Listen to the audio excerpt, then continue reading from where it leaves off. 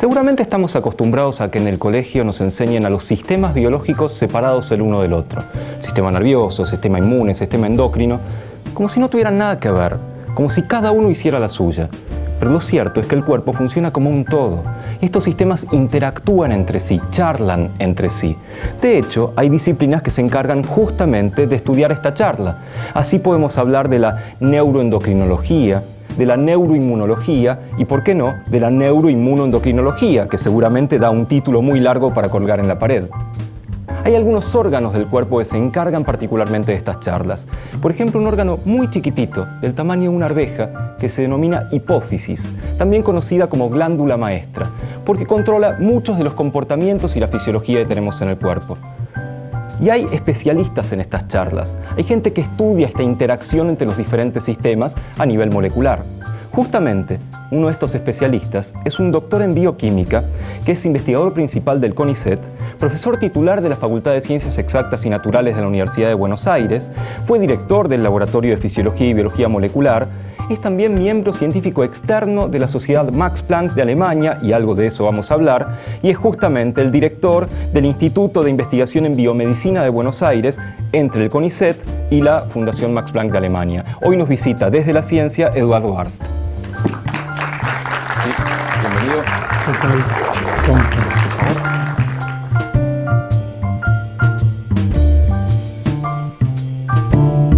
Comencemos por un problema. No sé cómo dirigirme a nuestro invitado. ¿Qué hago? ¿Eduardo? ¿Archie? ¿Cómo hacemos? Archie, porque si bien es un apodo íntimo de alguna manera, yo siempre, incluso cuando doy clase a los alumnos, les digo, llámenme Archie, Ajá. Porque corremos el peligro si me llaman de otra manera que no sepa, no reaccione. Claro. ¿Y de dónde viene? ¿Viene de tu época profesional o es un apodo familiar? No, es de la época del colegio. Me lo pusieron mis compañeros del colegio. Cuando decimos el colegio, decimos el colegio, por supuesto. Es el Nacional de Buenos Aires, sí. Ajá, porque era demasiado decir Eduardo Arzt. Además, una sola vocal y cuatro Sí, consonantes, o tres consonantes. Pero además todos tenemos apodos. Me parece muy bien. Sí. Bueno, efectivamente, vos naciste en Buenos Aires y fuiste al Colegio Nacional de Buenos Aires en fines de los 60, ¿sí? Sí. Me gustaría que me contaras un poco si ya había un científico en ciernes en el colegio, o venía de antes, o fue medio casualidad que llegaste a la bioquímica. No había un científico en ciernes, diría. Había una persona inquieta, eso sí, por muchas cosas. Era una época también de muchas preocupaciones por lo social, por todo ese tipo de cosas. Me interesaba mucho las ciencias sociales, podría decir. No hubiera pensado, pero era muy bueno y me resultaba muy fácil la química, la física, la matemática, digamos. Sí. El impulso real vino después, con algunos hechos para pensar realmente en estudiar ciencia, ¿no? ¿Había algún antecedente familiar de científicos o vos sos el científico de la familia? Soy el científico de la familia, aunque el apellido, viste, que quiere decir médico en alemán. Ajá. Así que en algún ancestro debe haber. No sé si la gente sabe o sabía, en todo caso, que la bioquímica es una ciencia experimental que va mucho más allá de hacer un análisis clínico, de hacer de apoyo a la medicina. En general, me parece que si un chico se vuelca hacia la bioquímica, no sé si está pensando en hacer una carrera de científico, en este momento al menos. No, es tal cual. Por eso tampoco creo que estaba yo. Ajá. Creo que fue ni bien empecé la carrera que me orienté a pensar que me gustaba más la investigación que la aplicación, llamémoslo así.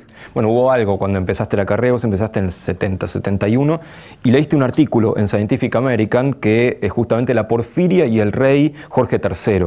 Sí, que yo no sé qué tiene que ver eso con tu elección de después seguir ciencia. No, fue fascinante. Creo que fue el momento, el punto que me decidió. Porque como te decía, a mí me gustaban mucho las ciencias sociales. Y cuando leí ese artículo de Scientific American, lo que mostraba es cómo una enfermedad genética había influido en las decisiones que este rey había tomado.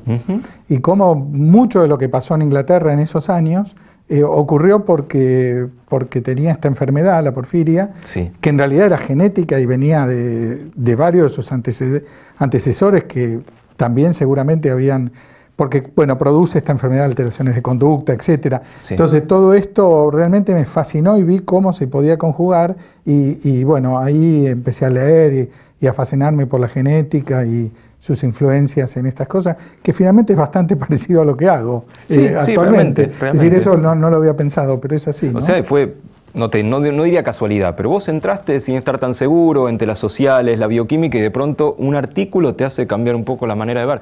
Vos hiciste la carrera y terminaste en el 77, ¿sí? O sea, ya terminaste en una época muy complicada de la universidad. ¿Había militancia todavía en la Facultad de Farmacia y Bioquímica? ¿Ya estaba todo destruido? Ya estaba todo destruido, es decir, a partir del golpe militar, incluso te diría que los 2 últimos años de la carrera la pasé mal, todos la pasamos mal. Seguro. Porque bueno, había que mostrar la libreta para entrar, con militares que te pedían en la puerta de la facultad, Sí. Te verificaban quién eras, quién no eras, todos los días y cada vez que entrabas y salías a un curso. Bueno, eran años muy difíciles, desaparecieron bastantes compañeros nuestros de estudios, diría muy difícil. Bueno, eso habrá influido también que pronto después de terminar la carrera te fuiste a México.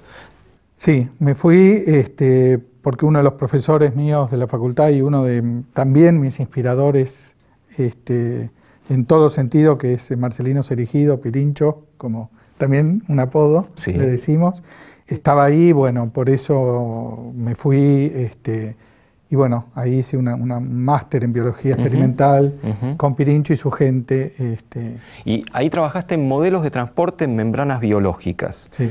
Que me gustaría que contaras un poquito, bueno, ¿cómo es esto de transporte en membranas biológicas? Porque por ahí a nosotros nos suena cosa de todos los días, pero no es cosa de todos los días pensar en que la célula termina en algún lado y tiene que charlar con lo que está afuera y lo que está dentro. ¿Cómo? Sí, tal cual, porque en realidad la célula se tiene que nutrir, o sea, tiene que incorporar nutrientes, tiene que sacar afuera los desechos que no le sirven, tiene que recibir información del medio exterior para saber en dónde está y cuál es la situación y qué tiene que hacer, y tiene que comunicar al medio exterior lo que ella hace y su función.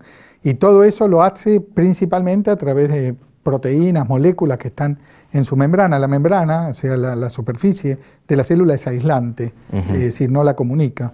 Al contrario, la aísla para darle a la célula su integridad, su identidad. Pero justamente todas esas proteínas que conforman como poros, canales, como si fueran compuertas en un puerto, que se abren, se cierran por distintas señales, son las que comunican y hacen todo esto que acabamos de decir. Y cómo funcionan algunos de estos poros o canales es lo que estudiaba Pirincho y lo que fue mi lo que sigue estudiando Pirincho, sigue por estudiando. Otro lado. Volviste de México, volviste en el 85 y empezaste a hacer el doctorado en el Instituto de Investigaciones Médicas Alfredo Lanari. Y ya ahí empezaste con esta charla que yo mencionaba al principio de las cosas no están aisladas. La inmunología, el sistema nervioso, la endocrinología charlan porque si no, no podemos funcionar como un cuerpo. ¿Tu tesis fue de esas interacciones? Mi tesis fue en eso con Víctor Lamotte, un investigador, profesor de la Facultad de Medicina, del Instituto Lanari, que realmente es un instituto maravilloso. Sí. Un ejemplo de lo que es la investigación, el diálogo entre la investigación clínica, o sea, lo que le pasa al paciente, y lo que es la investigación básica. Ojalá se desarrollaran muchos modelos así de investigación, porque es realmente fascinante. Ahí aprendí con el contacto con los médicos y con Víctor Lamotte, Samuel Finkelman, es decir, unos médicos increíbles que atendían pacientes en el mismo lugar donde hacíamos investigación. O sea, era fascinante cómo aprendíamos, y ahí, por inspiración de Víctor, al cual yo llegué recomendado por Serigido, él me propuso, era muy incipiente este tema de los diálogos entre todos los sistemas, no es que estaba muy establecida la disciplina en ese momento. Y él me propuso, porque tenía una visión increíble, Víctor, es decir, realmente, bueno, sus discípulos, sus múltiples discípulos, así lo indican, las visiones que él tenía de futuro. Él me propuso estudiar este tema, que era muy incipiente, y así empezamos. Sí, este asunto de las interacciones tiene un colorario que me parece muy interesante, que lo que decía, puedes llegar a tener el título más largo para colgar en tu consultorio, lo que fuera. Ahora está muy de moda tener el título de psiconeuroinmunoendocrinología, o peor aún, yo le agregaría psiconeuroinmunoendocrinología. Y tomá, ocupa toda la pared, ¿sí? Entonces cuando los pacientes vienen, mire, sí, soy especialista, ¿sí? Y ahí durante el doctorado te pasaron otras cosas. Por ejemplo, conociste a tu actual esposa, ¿sí? Cuando estabas en el doctorado. ¿Cómo es cuando vos trabajás en algo como la neuroinmunoendocrinología y le tenés que decir a tu novia en qué trabajás? No, fácil, porque, qué sé yo, alguno lo puede simplificar, lo puede contar. Yo lo he hecho muchas veces también con mis amigos, hablando de lo que uno hace. Y entender que lo que vos decías al principio, la verdad que lo dijiste y lo explicaste muy bien, yo te diría que nos costaba más, mira qué interesante, nos costaba más romper los paradigmas de algunos científicos, neurólogos, inmunólogos o endocrinólogos, que estudiaban su sistema y pensaban que era fabulosamente único y aislado y que podía hacer todo sin conectarse o dialogar, como vos decías, con los otros sistemas, que comunicarlo a gente no científica, que intuitivamente entendían mejor este concepto de, mirá, este sistema que vos estás estudiando interactúa con el otro. Los científicos, sobre todo en el sistema nervioso, los inmunólogos, decían, no, mi sistema es único, yo lo estudio y actúa independientemente y es autosuficiente. Un poco de arrogancia también, diría. Pero hay cosas casi de sentido común, del sentido popular, ¿no? Efectivamente, cuando uno está de bajón, por así decirlo, puede ser que se enferme más, puede ser que se engripe, hay un montón de interacciones de la vida cotidiana que me parece, tal vez me equivoque, me gustaría que me lo contaras, que eso es lo que está dándole un aval científico a esta neuroinmunoendocrinología, que efectivamente puede ser que tu estado de ánimo influya en tus hormonas y viceversa, cómo están secretadas las hormonas. Una mujer embarazada, por ejemplo, es muy posible le cambie el estado de ánimo, porque las hormonas están muy distintas. Después de que parió también las hormonas están distintas. Y entender eso como una charla es toda una revolución. Sí, tal cual. Justamente es una de las cosas que nosotros decíamos, es saber popular, decir el estrés inmunosuprime. No se necesita muchos años de estudio, ¿no es cierto?, para decir eso. Y sin embargo, estrés, sistema nervioso, neuroendocrino, inmunodeprime, sistema inmune, obvio que hay alguna conexión que hace que esto ocurra, costó imponerlo. Hoy sí, ya es aceptado, pero costó a los pioneros del campo lograr imponerlo. Vos decías que finalmente lográs explicarle a tus amigos, a tu familia. Supongo que después lo que viene es que te piden una receta inmediatamente. O me duele acá, doctor, te debe pasar todo el tiempo. Todo el tiempo me llaman, es permanente. Mi experiencia, bueno, yo no soy médico, ya lo dijiste, pero siempre trabajé muy ligado a la medicina. Después en Alemania también, en el ANARI, el instituto que dirijo es de biomedicina. Entonces, si bien no puedo dar un consejo médico, porque no me corresponde tampoco, sí puedo orientar. Mirá, sí, ve a un especialista, ve a fulano, ve a mengano. Después de tu doctorado vino un momento que me parece bastante fundacional en tu carrera, porque te fuiste a Alemania. Un destino tampoco tan común para hacer un postdoc, ahora un poco más por las interacciones que ha habido, pero en general el destino para hacer un postdoc era ir a Estados Unidos, a Canadá, tal vez a algunos otros países, tal vez a Alemania, pero no era tan común. Y vos fuiste a un instituto de psiquiatría, de investigaciones psiquiátricas en Múnich. Eso ya marca un poco tu carrera, ¿no? Llegar ahí ya como que te orienta un poco y me parece que desde ahí generás unas interacciones que estamos viendo plasmadas hoy. Me gustaría que me contaras cómo fue llegar a Alemania, cómo fue ir a Alemania, cómo fue la decisión de ir por ahí. Sí, yo tenía claro que quería hacer el postdoc en Europa. Es decir, sí, no era Alemania, podía haber sido otro país de Europa también.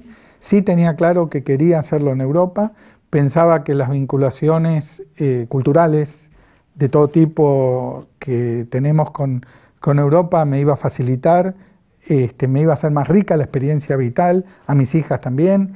Entonces tenía muchas ganas de hacer la experiencia de vivir en Europa, digamos. No había internet para buscar qué grupos, había que leer los trabajos, llevaba tiempo. Empecé a buscar qué grupos trabajaban en dónde, en los temas que a mí me interesaban, que era este que estamos hablando, y ahí descubrí que había un grupo en el Instituto Max Planck de Psiquiatría de Múnich muy fuerte en el tema del diálogo que estamos hablando. Había publicado un trabajo justo en ese momento muy interesante. Yo a veces en algunas charlas históricas, algunos festejos que hacemos, muestro ese paper siempre, porque bueno, fue el que me hizo contactarlos. Les escribí una carta con una máquina de escribir, no había computadora. Escribí la carta a Günther Staller, que trabajaba ahí.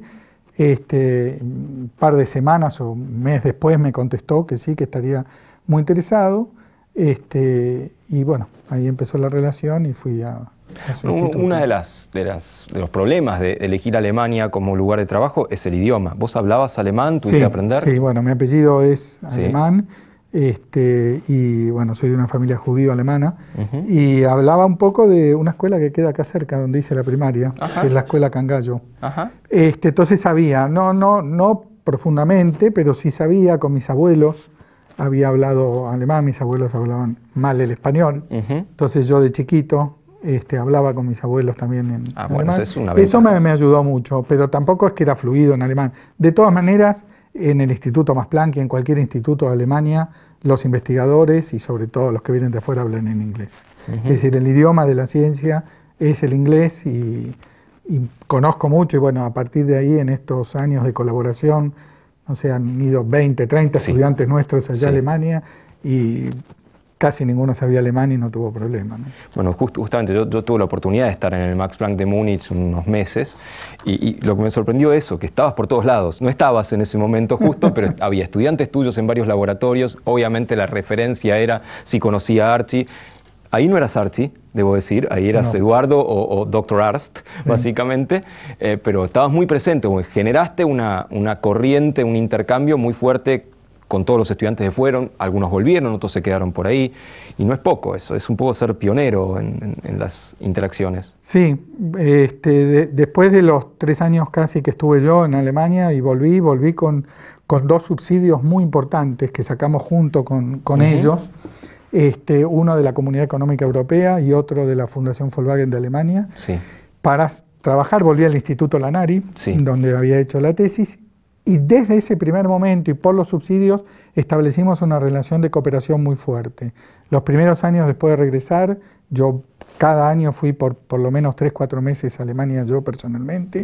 A partir del segundo o tercer año empecé a mandar mis estudiantes allá por periodos, y se consolidó una relación de amistad y de cooperación científica muy fuerte con el director del instituto, Florian Holzberg, y con muchos de los investigadores de allá del instituto. Pero también deben haber pasado cosas en el medio. Vos llegaste a mediados, fines de los 90, y acababa de jugar Argentina la final con Alemania, el Mundial, o había sido ahí nomás. Así que no sé cómo te habrán recibido futbolísticamente hablando en ese momento. No, pero después se vengaron varias veces.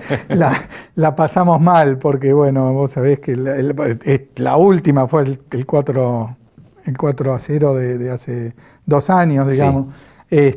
Tuvieron varias oportunidades de vengarse, son muy futboleros. De hecho, cuando vienen acá, también van a la cancha, disfrutan mucho. ¿Y vos te hiciste del Bayern Múnich o de algún equipo de allá? Sí, no me hice, no se puede uno hacer, uno preserva el club. Yo soy de River, y orgullosamente sigo siendo.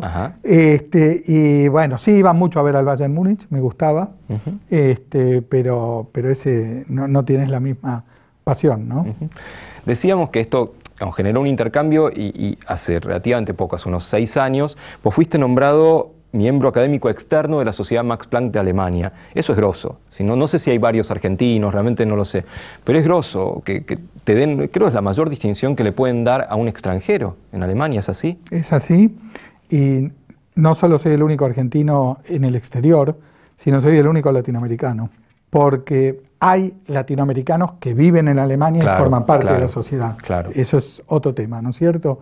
Pero viviendo en el exterior y que te lo den como miembro externo, partícipe de la sociedad, sí, realmente fue para mí muy importante quizá uno de los orgullos científicos así, sí. más importantes, y bueno, eso te hace pertenecer a la sociedad Max Planck. Entonces es un momento de quiebre acá, que me interesa que cuentes, lo he hablado con varios de nuestros invitados.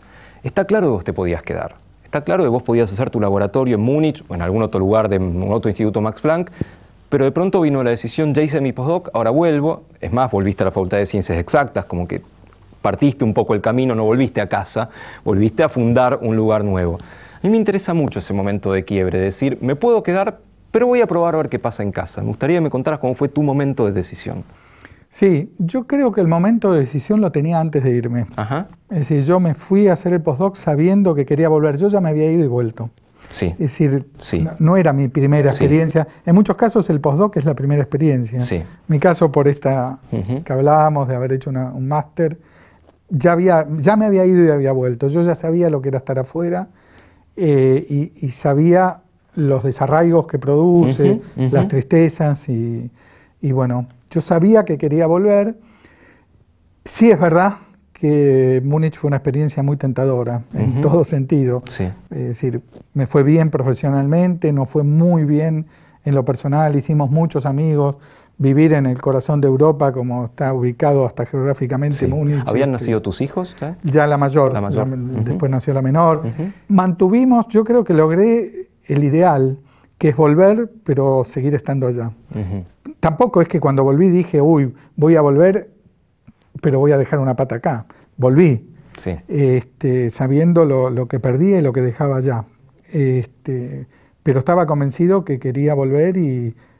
Bueno, y volviste a algo nuevo, si volviste a fundar un laboratorio, también uno puede decir, laboratorios se fundan todos los días, pero un laboratorio en el cual 4 personas muy capos cada uno en su tema se juntan y dicen vamos a hacer algo distinto, no pasa todo el tiempo, y eso fue lo que ocurrió en el laboratorio de fisiología, biología celular y neurociencias. Estaban vos, Alberto Kornblit, Osvaldo Uchitel y Norberto Jussen, cada uno en la suya, vamos a hacer algo nuevo. Eso da un poco de vértigo. Sí, la verdad que fue muy desafiante, muy lindo. Fue al poquísimo tiempo de volver. Por supuesto, no fue un proyecto que yo traía de Alemania. Se gestó acá el proyecto después de volver. Yo volví al Lanari y al poco tiempo de volver, yo daba clases en Exactas ya antes de irme, como jefe de trabajo práctico. Y cuando volví, gané un concurso de profesor en la facultad, de profesor adjunto en ese momento, y el decano y las autoridades de la facultad, como el concurso era de dedicación exclusiva, Norberto y yo fuimos los primeros que ganamos ese concurso, nos dicen, bueno, pero ustedes ahora ganaron un concurso de dedicación exclusiva es hacer ciencia acá en la facultad. Bueno, macanudo, muy linda idea, pero nos tienen que dar espacio, nos tienen que dar recursos. Y el decano dijo, bueno, vamos a buscar el espacio y vamos a buscar los recursos. Nos empezó a ayudar a buscarlo. Bueno, yo estaba con todo el ímpetu, estos subsidios que traía de Alemania, y al poquito tiempo se sumaron primero Alberto Kornblit, después Osvaldo Uchitel, y eso hizo que el proyecto se desarrollara exponencialmente en pocos años, y en el 97 fundamos el laboratorio, que bueno, ha sido realmente muy, muy exitoso y una experiencia realmente riquísima.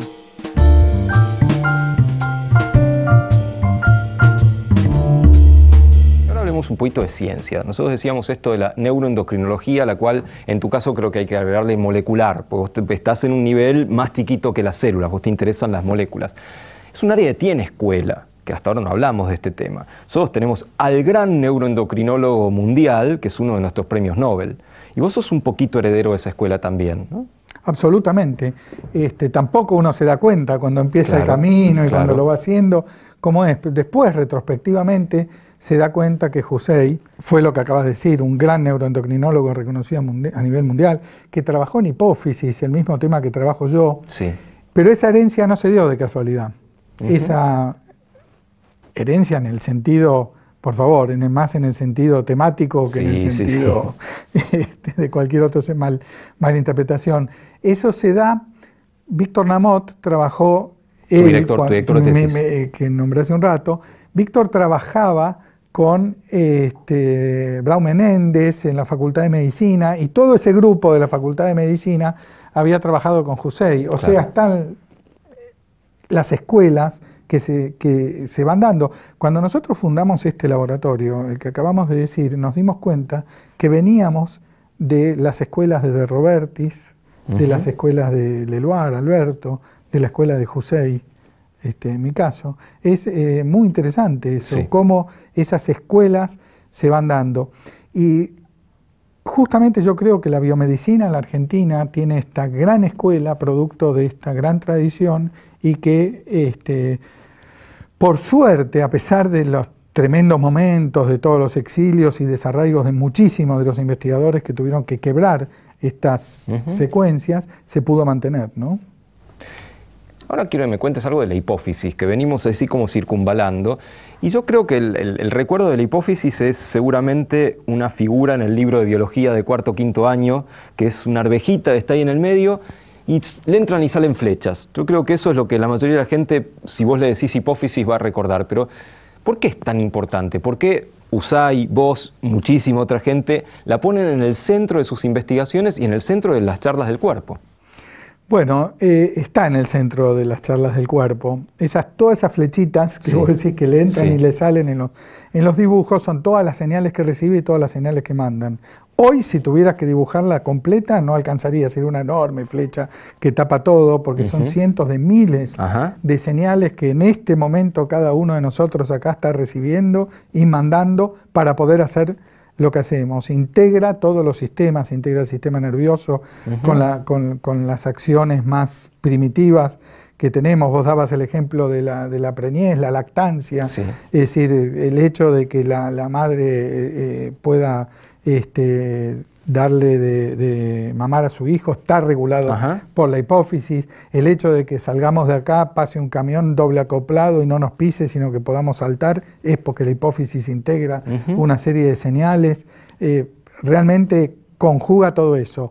Las que yo di son ejemplos de más corto plazo. Me pisa un camión y salto, pero también a largo plazo también la hipófisis es la que consolida, integra esta información entre los sistemas. Por ejemplo, en el crecimiento, el desarrollo. Crecimiento, la hormona de crecimiento justamente, a la que Messi hubo que darle exógenamente, justamente porque le faltaba. Es decir, una hormona que produce la hipófisis, que es la hormona de crecimiento, es la que le faltaba a Messi. Hoy en día esa hormona se produce en forma por ingeniería genética y se puede inyectar y suplir en los chicos que tienen este déficit de crecimiento justamente. Y dentro de esas charlas, dentro de esas múltiples flechas, tu laboratorio, entre otros, agregó otra flecha más, que es una charla muy específica del sistema inmune, que son unas moléculas que se llaman las citoquinas.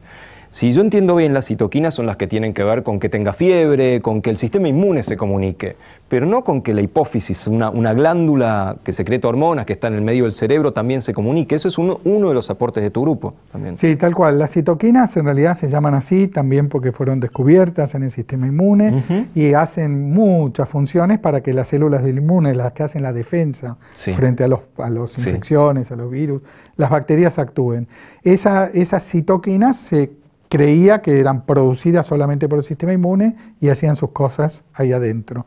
Nosotros fuimos de los primeros en demostrar que la glándula hipófisis produce alguna de estas citoquinas, una de ellas muy importante, la interleuquina 6, y que esa producción de citoquinas es muy importante en todo este diálogo que estamos hablando. Esos son los momentos que creo que tenemos pocos en nuestra carrera, que vos encontrás algo nuevo. Y cuesta que la gente te escuche, porque vos te estabas diciendo algo muy nuevo, que la hipófisis secretaba algo que hasta entonces se creía era solamente el sistema inmune. Te habrá costado que la gente te escuche, que te den pelota, tanto los inmunólogos como los del sistema nervioso, como los endocrinólogos. Te habrá costado hasta publicarlo, hasta contarlo por escrito. Me era más fácil comunicarlo intuitivamente que científicamente, porque justamente había esta resistencia, pero bueno, fuimos venciéndolas. Lo interesante también, increíble, estas son casualidades o no tanto, uno de los pioneros más importantes en todo el campo es un argentino que se había ido a Suiza en ese momento, en el 60 y pico, después del golpe de Onganía y de esos exilios enormes que hubo de científicos después de la noche de los bastones largos y del cierre del Malbrán, justamente del Malbrán, Hugo Besedowski que trabajaba un poquito con Milstein, terminó en uno de los institutos de inmunología más importantes del mundo, ese Instituto Basilea de Suiza, y él fue uno de los pioneros en todo esto de la comunicación. Yo cuando empecé ni sabía esto, me sonaba raro que Besedowski, que yo lo leía mucho, tuviera un nombre en español, Hugo, pero bueno, y después lo conocí en un congreso y resultó ser argentino, y también con Hugo trabajamos muchísimo juntos, hoy es un gran amigo, y él fue muy importante en romper estas barreras con los endocrinólogos, neurólogos, etcétera, que no aceptaban esta comunicación. Y ese camino de la comunicación te llevó a otro de los grandes descubrimientos que, a ver, si yo te preguntara dentro de los 20 y pico mil de genes que tiene el genoma humano, ¿cuál es tu gen favorito? Me parece ese a donde apuntarías, que quiero que me cuentes la historia de tu gen favorito. Sí, tal cual. Nosotros hace pocos años descubrimos uno de estos genes.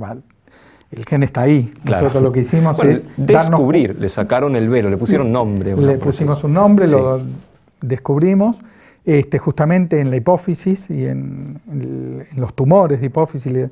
La hipófisis tiene, además de que funciona normalmente, como dijimos, tiene un problema que es que tiene mucha frecuencia de enfermedades.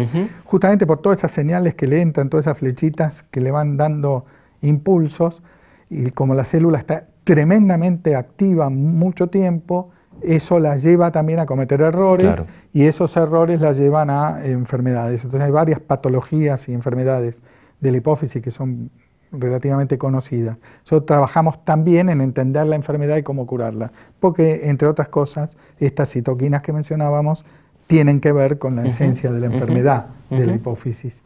Trabajando en entender bien a nivel genético, molecular, qué le pasa a la hipófisis, es que descubrimos un gen, que lo descubrimos ahí, y que resultó ser un gen muy importante en muchos procesos biológicos que tienen que ver con cómo las células se nutren de oxígeno y de nutrientes. ¿Cómo hace para que se formen más vasos sanguíneos que le lleguen para traerle alimentos, oxígeno a la célula? Es un gen que lo bautizamos resume, por su función biológica molecular. Porque resume un poco lo que está pasando en la célula. ¿Dónde viene el nombre? Porque una de las ventajas de clonar, de descubrir un gen, es que le pones el nombre. Le podías haber puesto Archie también. Sí, tal cual, pero eso hubiera sido muy egocéntrico. Hay algunos que lo hacen, ¿no? Le pusimos así por... la R viene de la estructura química, RWD, y decidimos ponerle la R y mantenerlo en el nombre porque es una estructura química que tiene muchas proteínas, muchas moléculas biológicas, pero que ninguna se había sabido qué función tiene esa estructura química. La primera descripción de para qué sirve esa estructura química en la biología la hicimos nosotros con este gen. Entonces dijimos, vamos a mantener la R de RWD. Resume, SUM, viene porque hay un proceso biológico que se llama sumohilación, del sumo. El nombre, lo que le pusieron, viene de sumo. Viene de los japoneses, de los luchadores sumo, porque los que descubrieron este proceso biológico le pusieron a esa molécula sumo, por los japoneses, pero en realidad lo que hace es pegarle, etiquetar a las proteínas con esta etiqueta que se llama sumo. Y en realidad una proteína que hace una función X, un transportador, una molécula de defensa, cuando se le pega una etiqueta sumo, cambia su función o actúa más potentemente o menos, o se va a algún lugar de la célula, etc. Y la ED enhancer es porque nuestra proteína resume lo que hace es ayudar a pegar esas moléculas sumo y cambiar la función de las proteínas. Parte del estrés del científico también viene porque hace muchas cosas un científico, hace muchas cosas al mismo tiempo. Vos una vez dijiste que lo que más te gustaba de tu trabajo era la variabilidad de hacer cosas distintas todo el tiempo. Está buenísimo, pero también es un poco estresante ser un poco tan multitasking todo el tiempo. Gestión, dar clase, experimentos, te cambian los experimentos de un año para el otro. Da un poco de estrés también. Sí, además eso es la función estrictamente científica. Después tenemos que lidiar con los miles de problemas que no son estrictamente científicos, que se rompió un aparato y Sí. el cable que conecta no existe, no hay repuesto y hay que luchar para ver cómo se sustituye o el aparato o el cable o lo que fuera, y sí. bueno, todos los temas. Es Pero verdad. tiene después sus ventajas y sus grandes satisfacciones. Por ejemplo, recientemente te condecoraron con una orden del mérito, que quiero que vos me digas cómo se llama, pues yo soy incapaz, orden de mérito alemana. Sí, no sé el nombre en alemán tampoco yo. Bundesverdienstkreuz, algo así. Sí. Eso. Bundesverdienstkreuz. Es la orden del mérito del gobierno alemán. Y otra, te agarró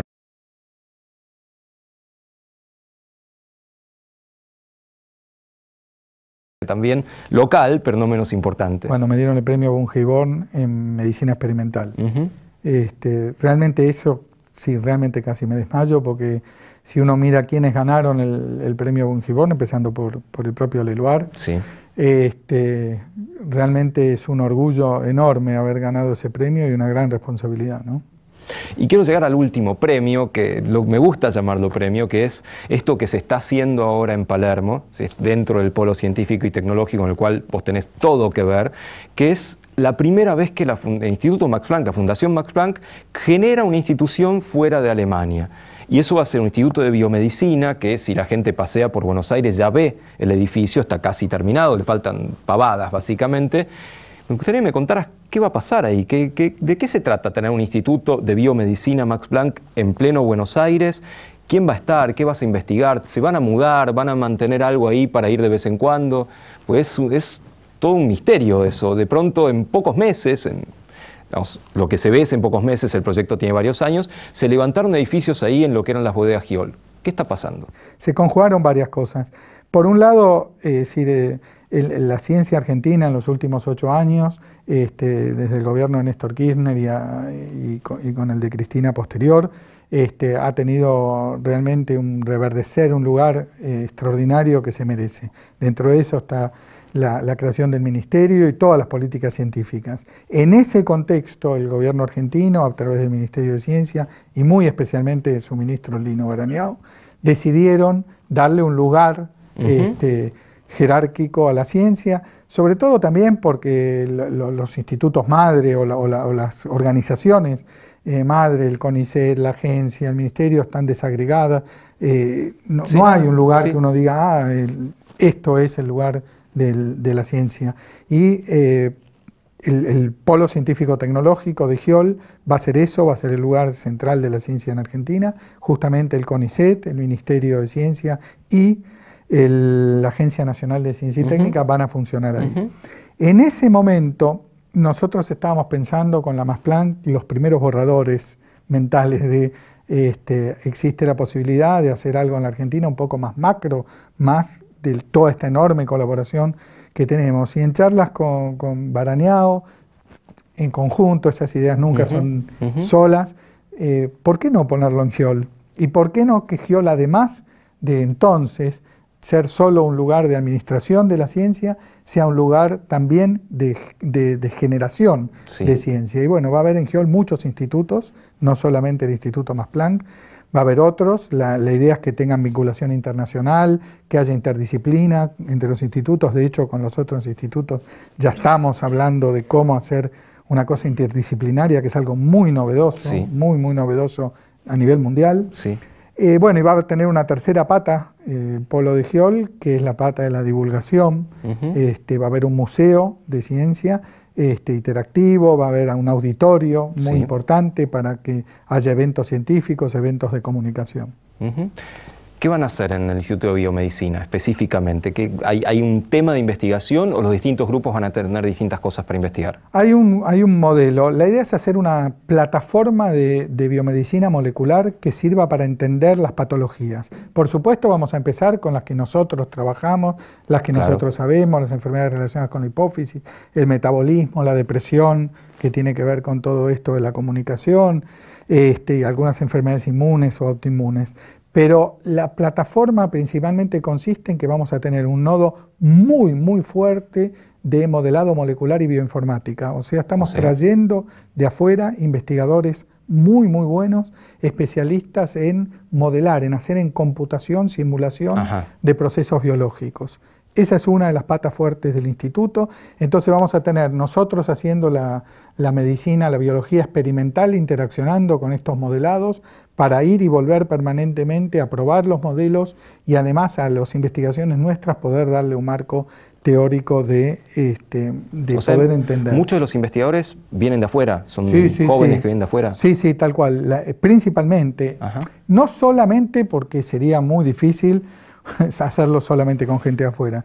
Hay un núcleo duro central, pobres, que ya están sufriendo, que es el laboratorio mío en Exactas, que ya somos varios investigadores que conformamos el grupo, somos más o menos 20, 25 personas, que nos vamos del FBM con la tristeza de dejar un lugar tan creativo y tan importante como el que hablábamos, pero nos vamos entonces a mudar definitivamente a GIOL dentro de relativamente poco y vamos a hacer el núcleo inicial de los laboratorios en GIOL. Y a eso se suman muchos grupos que vienen de afuera, ya están elegidos 6 o 7 de esos grupos que vienen de Estados Unidos, New York University, Harvard, de Karolinska de Suecia y de otros lugares. Vos decías que la interacción y la interdisciplinariedad va a ser muy importante en todo este polo. Supongo entonces que uno de los lugares más importantes del polo va a ser el comedor, va a ser la cafetería. Eso lo dijo Lino varias veces.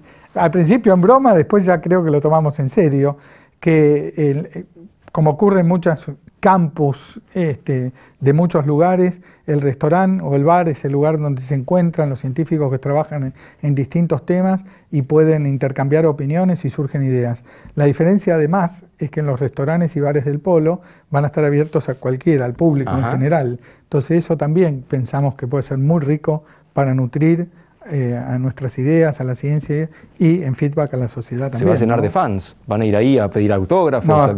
No creo, pero sí se va a llenar de gente inquieta y estamos realmente muy entusiasmados con ese proyecto. Se nota, y la verdad que me ha entusiasmado también todo lo que me contaste, desde tu paseo por la neuroendocrinología molecular hasta la gestión, el juntar estas cosas del laboratorio y lo que nos toca muchas veces a los científicos, que es estar del otro lado también, el papeleo, el soñar algo y después hacerlo. Archie, para terminar, hay una serie de preguntas que le hacemos a todos los invitados que vienen aquí Desde la Ciencia, que te las quiero hacer rápidamente y que me las cuentes sin pensar demasiado, lo que te venga a la cabeza. Por ejemplo, ¿cuál fue tu peor desastre científico? Tropezones hubo muchos, a ver si alguno lo podemos catalogar de desastre. Uno muy duro fue, al principio en Alemania, cuando llegué, vos sabés que para verificar la expresión de un gen, para ver que un gen se esté expresando, lo que se usan son unas herramientas que, bueno, en ese momento, ahora se usan otras, pero en ese momento se usaba como una herramienta de detección. Eso era un pedacito del gen que ya tenías de afuera y que te decía, cuando lo probabas, te daba una mancha, una señal que te decía, este gen está, este gen no está, este gen está. Nosotros queríamos probar justamente lo de las citoquinas en la hipófisis y teníamos ese pedacito del gen de una de las interleuquinas o citoquinas para probar si se expresaba o no. Y después de hacer varios experimentos nos dimos cuenta que el gen que estábamos usando era el equivocado. Y tuvimos que empezar todo de vuelta, perdimos varios meses, pero por suerte nos dimos cuenta de que el gen era el equivocado. Porque, bueno, si no nos hubiéramos dado cuenta, hubiera sido bastante complicado sacar conclusiones erróneas, ¿no? Si no fueras bioquímico, ¿qué profesión hubieras elegido? Hoy, yo creo que cambia qué profesión hubiera elegido. En aquel momento, alguna profesión, como te decía, más vinculada a lo social, no sé, sociología, incluso hice alguna materia en sociología. Hoy, economía. Es decir, la economía me fascina, me interesa muchísimo. Mirá qué casualidad, ahora casi una confesión. Mis hijas, una estudia economía y la otra va a empezar sociología. Bueno. ¿Cuál no hubieras elegido? Ingeniero, muy del trabajo contador, que tenés que estar todos los días al pie del cañón, me parece que no va con mi idiosincrasia. ¿Hay pica entre los bioquímicos y entre los bioquímicos y otras profesiones? Pica con otras profesiones, hay un celos, diría, con la biología un poco, de algunos terrenos de quien ocupa, pero no son así graves o sustanciales. Bueno. ¿Llorás en las películas? Sí, a veces sí, me emociono. Recoméndame 3 libros. Los Capitanes de la Arena, de Jorge Amado. Es un libro increíble, realmente precioso. Lo recomendé muchas veces y me fascina. Cualquiera de los libros de la novela negra norteamericana. Bien. Es decir, realmente no puedo ni elegir uno, me los leí todos y los podría leer, los de libros de la década del 50 de la novela negra fabulosos. Y uno científico, lo nombramos de Pirincho, La nuca de Hussein. Muy bien. Porque realmente te muestra un poco lo que es la ciencia y muy, muy agradable. ¿Internet cambió tu forma de pensar? No sé si de pensar, que cambió como a todos, sí, que te facilitó la vida, que hizo todo más fácil. A la ciencia argentina yo creo que Internet le ha hecho un bien increíble, porque uno de los problemas que teníamos en la ciencia argentina es estar aislados. Es decir, nos costaba mucho estar al día con qué está pasando en la ciencia del mundo, y ahora uno está al día. Si eso cambió mi forma de pensar, no lo sé. Sí me cambió la vida, como a todos, sí. Después de tanto tiempo de dar clase, de formar becarios, doctores y lo que fuera, ¿no estás un poco podrido de los estudiantes? Es cansador, sí, es cansador. La exigencia es muy grande. Nosotros damos teóricas en el aula magna de la facultad. Mira, tiene un ritmo circadiano. Uno llega y dice, otra vez, y un esfuerzo enorme, empezar la clase. Y 2 horas después, cuando la está terminando, tiene una enorme satisfacción de haberla dado y de las preguntas que le hicieron los chicos. Así que es un poco cambiante. ¿Cuál querrías que fuera tu epitafio científico, que te recordaran cómo? Como alguien que contribuyó a que la ciencia argentina vuelva a ocupar el lugar que ocupó, y que la década esta fue el resurgir que se mantuvo y que, mira, desde el 2003, 2004, la ciencia volvió a ocupar un lugar. Entre los científicos que hicieron que la ciencia vuelva a ocupar su lugar están él. Eso me gustaría. Dado que hablamos de años, imaginemos un futuro lejano, dentro de 1000, 2000, 3000 años. ¿Va a seguir existiendo la neuroendocrinología molecular? Tendrá algún otro nombre, alguna otra variable, pero la esencia de entender, porque finalmente la ciencia va avanzando y cada vez que contestamos una pregunta se abren 5, se abren 10, y se abren 10 más interesantes que las 10 anteriores y con nuevas variables. Así que no sé si se va a llamar así, porque los nombres van cambiando.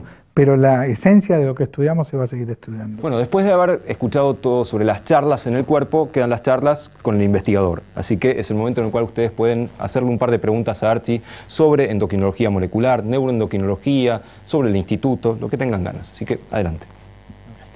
Hola, ¿no le cansa un poco hablar de ciencia todo el tiempo? No, la verdad que no. Pero fíjate que hablamos de ciencia, pero de muchas otras cosas recién, ¿no es cierto? Porque el proyecto de Giol, por decir algo, trasciende la ciencia, tiene mucho que ver con lo social. Uno habla de ciencia, pero también está preocupado y partícipe de muchas otras cosas en el país. Y como decía hace un rato, uno es multitasking, o sea, finalmente está haciendo muchas cosas al mismo tiempo. Y creo que una de las cosas de ciencia que me gustan es justamente que la variabilidad y que uno está haciendo y hablando de muchas cosas todo el tiempo. ¿Cuál crees que es la diferencia entre el trabajo de un científico y el trabajo de una persona que no lo es? Yo creo que una de las cosas es justamente que temprano a la mañana, cuando vas a empezar el día de trabajo, si bien sabés qué es lo que vas a hacer, muchas veces el devenir te lleva a cosas distintas. Por ejemplo, si vos ves el resultado de un experimento y eso te puede cambiar y decir, bueno, ahora tengo que cambiar completamente, tengo que ir para este otro lado, o tengo que abordarlo de esta manera, o tengo que tomarme 15 días para pensar cómo sigo, porque realmente todo lo que estaba pensando ya no sirve, porque este resultado me dice que está pensando mal, y eso hace que tenga una variabilidad, una poca rutina,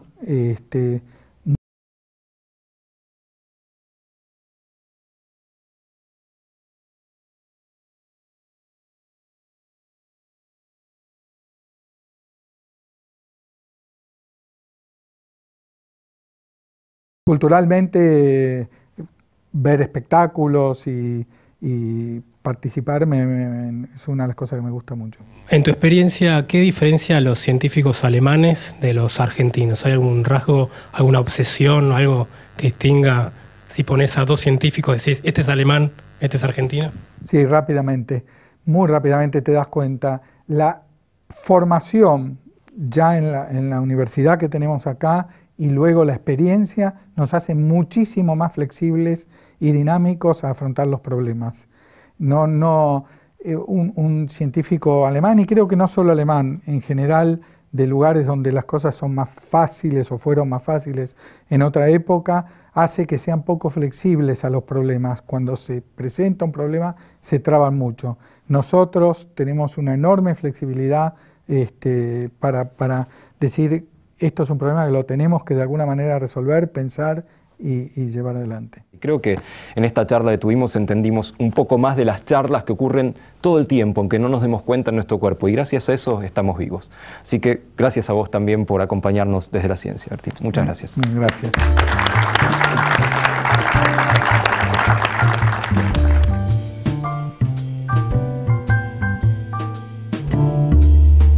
Imagínate que cumplís años, un número redondo de años, y te hacen una fiesta de cumpleaños, y tu familia y tus amigos te hacen el maldito video. El video de vos de bebé, vos en el colegio, vos recibiéndote, yendo a Alemania, y vos le tenés que poner música a ese video. ¿Qué música le pondrías? Depende del ritmo que le quiera dar. Podría ser un tema de Pablo Milanés y Silvio Rodríguez, Yolanda. Ajá. Hermoso. Bueno, ya sabemos con qué musicalizar la vida de Archie entonces, y sabemos bastante más de tu vida, y de nuevo te agradezco mucho visitarnos y contarnos todo lo que estás haciendo. Muchas gracias. No, gracias a vos. Esta no puede ser no más que una canción. Quisiera fuera una declaración de amor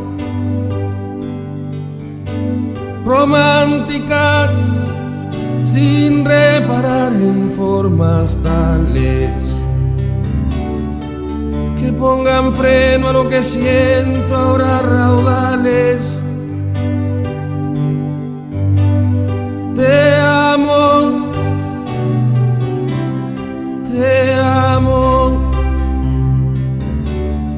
eternamente.